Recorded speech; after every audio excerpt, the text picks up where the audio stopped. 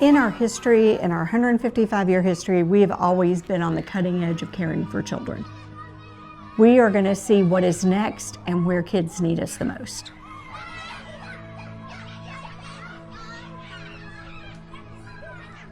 If you look at our statistics right now, Kentucky is not a great place for children. We are way too high in child abuse. There is more and more need for families that need that little extra bit of help. We can keep kids from being removed from their homes and make that a safe home for them to be in. If we can help these kids build better lives for themselves, then we're also helping build a better life for our whole community. We're a 155-year-old agency that is today still as vital and needed as ever. We've got staff who are always looking at what's next and how can we serve children better. I think our donors are always excited to go on that journey with us. Our journey begins in 1871 when the Kentucky United Methodist Children's Homes was founded.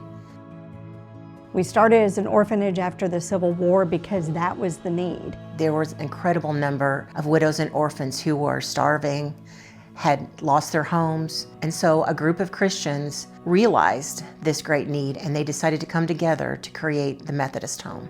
In Owensboro, the Owensboro Bible Club founded the Women's Christian Association.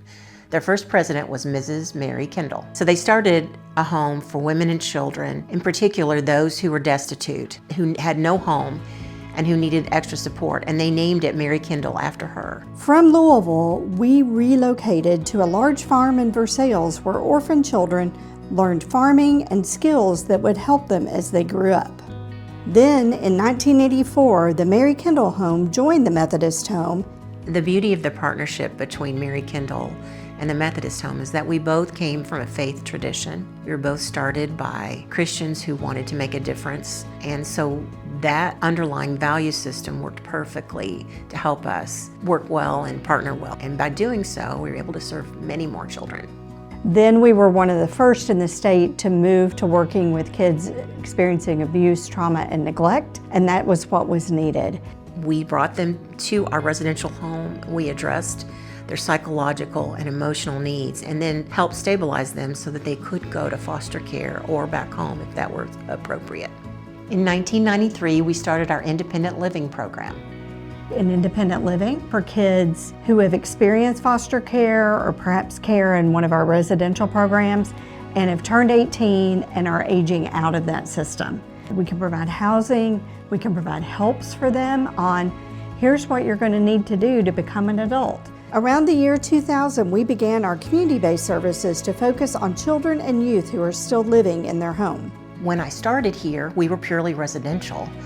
And one of the things that was clear is that the kids yearned to be with their family. No matter what was going on in that home, they missed their family. So wouldn't it be better for them if we could help that family stabilize and that child never be removed? That would be the greatest gift that we could give them. And so that's why we have expanded our in-home services, our community-based services, so that we can help kids early before the wheels fall off and the family has to be broken up. That's exciting part of what we're doing. We then moved from Versailles to Nicholasville. We are able to focus our resources more out in the community because more and more children need to be served in their homes, and that's how we are answering the needs of Kentucky. Each time we have moved, it has been for a reason like that, like where is the need today and how can we answer that? And that's what's kept us relevant all these years. I often say I would love to put us out of business. I would love in the next 50 to 100 years to say we no longer need Kentucky United Methodist Children's Homes in this state because every child is cared for. That's our vision. But we have some work to do to get there. I see hope in the fact that we have so many donors and supporters who see a need for this, who know that caring for all children is important. You are a part of this life-changing ministry, just like me, just like all of the other people who are directly working with the kids. Because without you, this ministry could not be possible. And because you're there, you are changing lives too. And thank you for that. I just thank you for that. We couldn't do it without you. I think I also see hope in our staff who every single day are directly caring for kids, and they care about this mission, and that always gives me hope. I see hope in the children that we serve. I see the opportunity for them to build a new life for themselves, and that is exciting, and that's where I see hope. Hope for better lives. That's what they deserve. That's what God intended for them.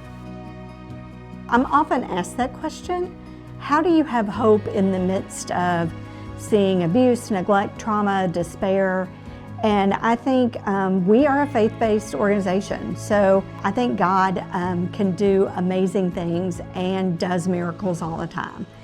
And so we are so excited to be a partner in that, to God's miracles and to sharing God's love. And so that hope is always there.